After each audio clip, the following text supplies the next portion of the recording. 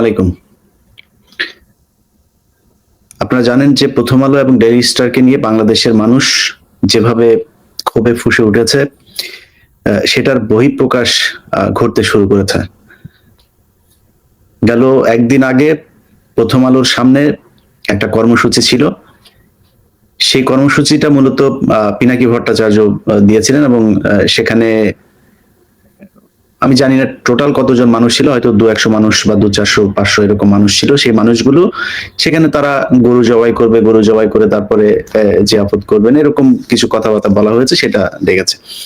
যাই হোক, সেই কর্মসূচি নিয়ে আমার কোনো প্রশ্ন নাই, বা সেই কর্মসূচিতে কি হয়েছে সেটা নিয়ে প্রশ্ন নাই, কিন্তু কর্মসূচিটা শেষের দিকে এসে পুলিশ সেখানে যেভাবে আক্রমণাত্মক আচরণ করেছে, সেই আক্রমণাত্মক আচরণ দেখে মনে হয়েছে পুলিশ অনেকদিন বাংলাদেশের মানুষকে পেটায় না, আলেমদেরকে পেটায় না, সে পেটানোর সুযোগ পেয়ে তারপরে তারা পেটালো। সেখান থেকে 5 জনকে ধরে নিয়ে যাওয়া হলো শাহবাগ থানা পুলিশ তাদেরকে কিছুক্ষণ পরে ছেড়ে দিল। তেজগাঁ থানা পুলিশ তাদেরকে আটকে রাখলো পুরো এক রাত, সারা রাত আটকে রাখার পরে তাদেরকে তাদের পরিবারের লোকজন সেখানে যারা গিয়েছিল তারা বলেছে যে পুলিশের পক্ষ থেকে সকালবেলা তাদেরকে ছেড়ে দেওয়া হবে। সকালে সেখানে উপস্থিত যারা ছিল তাদের ভাষ্য মতে একটা সেনাবাহিনীর গাড়ি আসে, ওই সেনাবাহিনীর গাড়ি আসার পর থেকে পুলিশের সাথে কি কথা বলে গিয়েছে তারা, তারপর থেকে পুলিশ বলছে যে তাদেরকে চালান দেওয়া হবে, চালান দিয়ে আপনার কোর্টে পাঠানো হবে। এটার পরে আমি এই কথা জানার পরে আমি সাথে সাথে লাইভে আসলাম। আমার গতকালকের আমার চ্যানেলটা যারা দেখেছেন, প্রায় 3.5 ঘন্টা আমি একটা লাইভে ছিলাম। আমি সেই লাইভে থাকা অবস্থাতেই পুলিশকে যেমন অনুরোধ করছিলাম, সেই সাথে যারা ছাত্র নেতা আছেন, বিভিন্ন রাজনৈতিক নেতা, পুলিশের ঊর্ধ্বতন কর্মকর্তা অনেকের সাথে কথা হয়েছে, তাদেরকে অনুরোধ করেছি যে তাদেরকে যেন ছেড়ে দেওয়া হয়। সেখানে যারা লোকজন ছিল তাদের একটাই দাবি, তাদের সহকর্মী যারা, সহযোদ্ধা যারা ছিল, তাদেরকে নিয়ে যেতে হলে তাদের লাশের উপর দিয়ে তারপর তাদের কোর্টে নিয়ে যেতে হবে।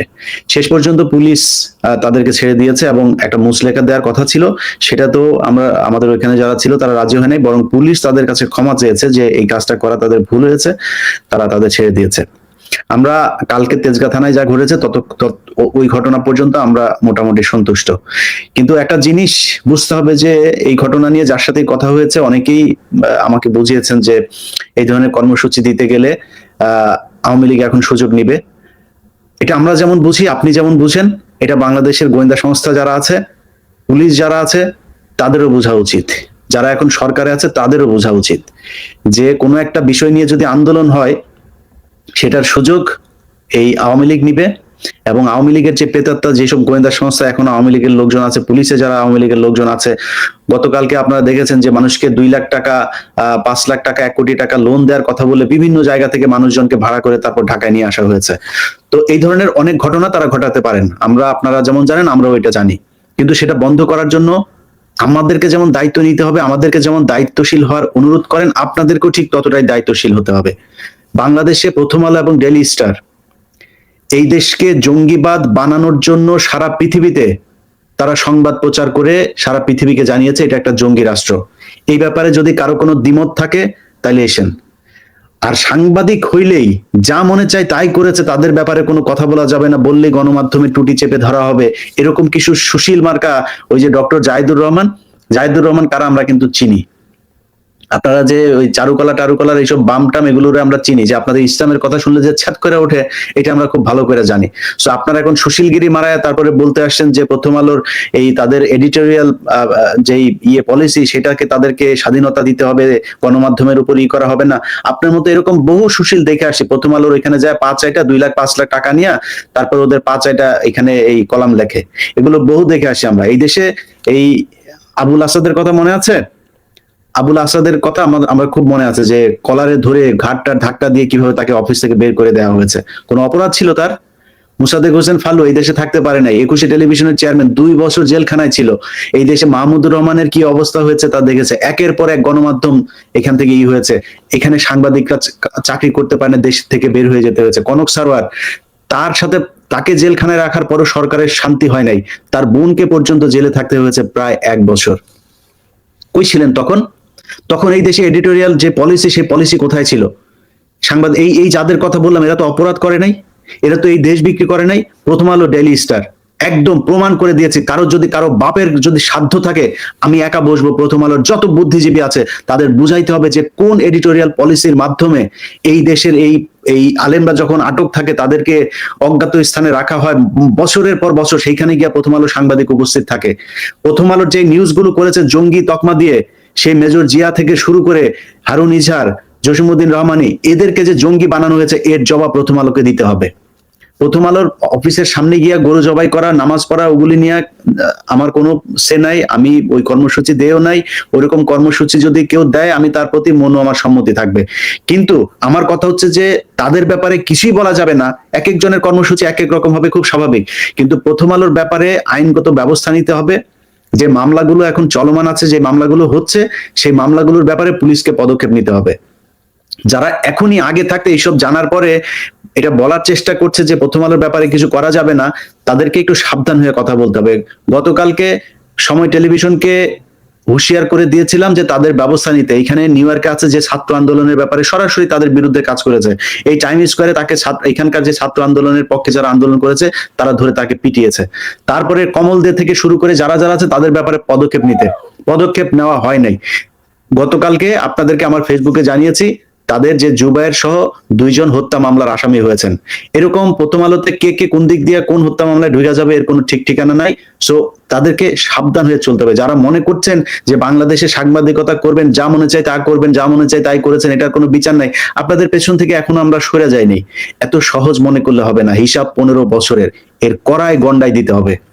তো যারা প্রথম আলো, ডেইলি স্টার সহ কালবেলার, সন্তোষ শর্মা, এদের যার যার এই জঙ্গি সম্পৃক্ততায় যারা বাংলাদেশে হাজার হাজার আলেমকে জেলখানায় রেখেছে, হাজার হাজার আলেমকে গুম করেছে, খুন করেছে, তাদের এটার জবাব দিতে হবে। এটার জবাব দেওয়ার জন্য কে কোথায় কোন আন্দোলন করলো, কি করলো, সেটা নিয়ে সমালোচনা করার চাইতে তাদের বিচার করতে হবে। কারোর যদি কোনো সে থাকে, কারোর যদি কোনো তর্ক বিতর্ক করার ইচ্ছা থাকে, এসেন, তারপরে বললেন যে প্রথম আলো, ডেইলি স্টারের কেন বিচার হবে না। প্রথম আলো, ডেইলি স্টার বন্ধ হবার কোনো দরকার নাই। তাদের এই ঘটনার সাথে মতিউর রহমান, মাহফুজ আনাম, টিপু সুলতান, সাবি আলম থেকে শুরু করে এই গোলাম মর্তুজা, যারা যারা জড়িত ছিল, তাদের সবার বিচার হইতে হবে। এই বিচার যদি না করা হয়, এটার জন্য যতদিন আমরা একটা পর্যায় পর্যন্ত অপেক্ষা করব, তারপরে দাড়ি টুপিওয়ালা লোকজন দেখা বিদেশিরা কি বলবে না করবে, এই দেশে প্রধানমন্ত্রী আর মন্ত্রী হয়ে ডাল চাল জনগণের ত্রাণের টাকা চুরি করার স্বপ্ন আমাদের নাই। সো আমি ব্যক্তিগতভাবে আমার কথা বলি, আমার যতটুকু আল্লাহ গ্রহণযোগ্যতা দিয়েছে, যতটুকু ক্ষমতা দিয়েছে, ততটুকু শেষ রক্তবিন্দু পর্যন্ত চেষ্টা করে যাব প্রথম আলো, ডেইলি স্টারের বিচার করতে। অতএব সরকারকে বলবো, আপনারা চান দেশ অস্থিতিশীল না হোক, আমরাও চাই ইউনূস সরকার একটা সফল সরকার হোক। সারা জীবন ইউনূস সাহেব সফল হয়ে এসেছেন, জীবনের শেষ প্রান্তে এসে তিনি সফল হোক, আমরা চাই। কিন্তু সেই সফল হতে গিয়ে যদি নাকি প্রথম আলো, ডেইলি স্টারের মতো ভারতীয় চরদেরকে এই দেশে কেউ আপনার কি বলে আবার ফের বাংলাদেশের মানুষের ঘাড়ে চাপিয়ে বসতে দিতে চায়, এটা বাংলাদেশের মানুষ মেনে নেবে না, আমরাও মেনে নেব না। সো এটার ব্যাপারে আপনাদেরকে খুব সুনির্দিষ্ট একটা জায়গায় অবস্থান নিতে হবে।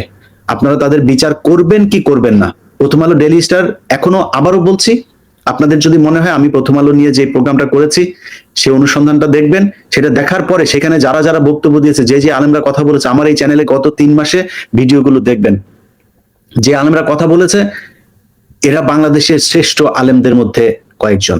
এই আলেমরা যে বক্তব্য দিয়েছে, তাদেরকে যেভাবে প্রথম আলো, ডেইলি স্টার, কালবেলা, তারপরে হচ্ছে গিয়ে 71 সময়, এরা যেইভাবে একটা সিন্ডিকেট তৈরি করে তারপরে এই জঙ্গি বানিয়েছে, এটার বিচার হইতে হবে। এটার বিচার না হলে এটা আমার যুদ্ধ ভাই। আমি কে বাংলাদেশে এসে চুরি করলো, বাটপারি করলো, বিএনপির সময় বহুত চুরি হয়েছে। এতদিন যারা আওয়ামী লীগের লোকজন বলতেন বিএনপি আসলে বলবো না, বিএনপি এখন ক্ষমতায় আসবে, বিএনপির লোকজন চুরি করেছে, এখনো বলছি, তখনও বলছি, সামনে বিএনপি চুরি করবে, সেটা আগে থেকে বলে দিচ্ছে। চুরি নিয়ে কোনো সমস্যা নাই, এই দেশে আপনাদের যদি এখন দেওয়া হয় ক্ষমতায় বসানো, আপনিও চুরি করবেন, ওইটা নিয়ে আমার কোনো সমস্যা নেই। বাংলাদেশের চুরির টাকা বাংলাদেশে থাকতে হবে। বাংলাদেশের উপরে, বাংলাদেশের স্বাধীনতা সার্বভৌমত্বের উপরে আরেক দেশ ছড়ি ঘুরাবে, সেটা আমরা হইতে দিব না। আমাদের সমস্যা সেই জায়গায়। অতএব ভারতীয় আধিপত্য বিস্তার করার জন্য, বাংলাদেশের সূক্ষ্মভাবে মানুষের মস্তিষ্ককে এই ওয়াশ করার জন্য যে প্রথম আলো, ডেইলি স্টারের যেই কারুকাজ, এটাকে বাংলাদেশে আর চলতে দেওয়া যাবে না।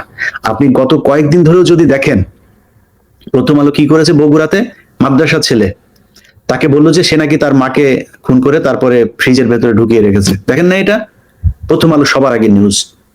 প্রথম আলোর নিউজ এখনো 2 দিন আগে তারা ওই যে ওর নাম কি সুলতানা কামাল, তাকে দিয়ে নিউজ করেছে যে শেকড় থেকে কি বলে যে রিসেট বাটন চাপলে, যে ডক্টর মোহাম্মদ ইউনূস বলেছে না, এই রিসেট বাটন চাপলে নাকি এই প্রজন্ম মারা যাবে, তোদের রিসেট বাটন নিচে দিয়ে দেওয়া হবে সুলতানা কামাল।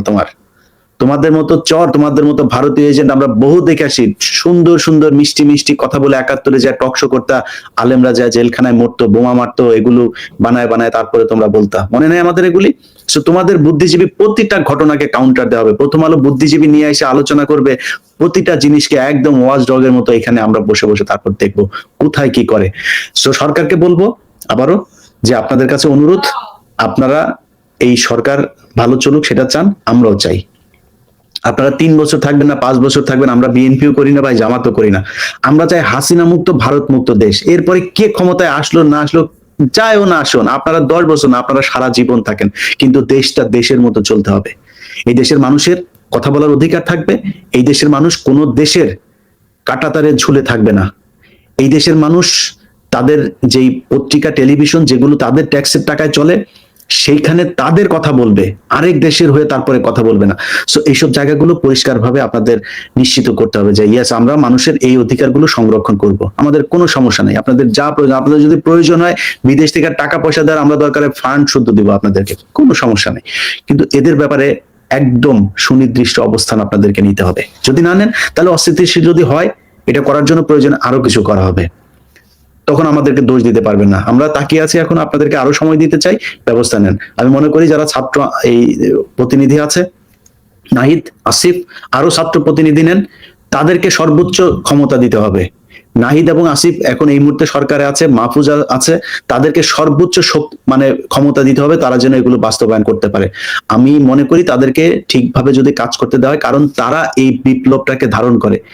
এই নাহিদের শরীরের সেই দাগ এখনো কিন্তু আমাদের মনে আছে। সো তার উপরে যে নির্যাতন চলেছে, সে কোনোদিন বাংলাদেশের মানুষের সাথে বিট্রে করবে না।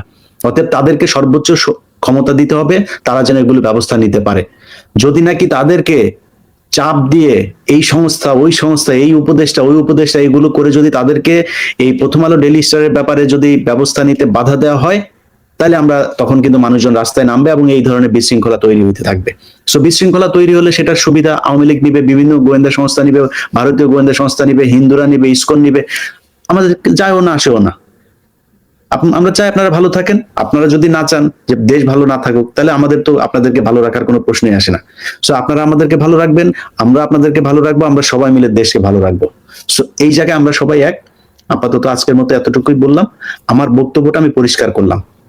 আমরা দেশটাকে অস্থিতিশীল করতে চাই না। যাদের সাথে গতকালকে অনেকের সাথে কথা হয়েছে, যারা বলেছেন যে আমাদের এইটার কারণে অনেকে এখানে তৃতীয় পক্ষ এসে তারপরে বিশৃঙ্খলা তৈরি করতে পারে, অস্থিতিশীল একটা পরিস্থিতি তৈরি করতে পারে, এটা আপনারা যেমন বলেছেন, এটা আমিও জানি, আপনাদের কথা মেনে নিলাম, আপনারাও আশা করি আমাদের কথা মেনে নেবেন। সবাইকে ধন্যবাদ, আল্লাহ হাফেজ।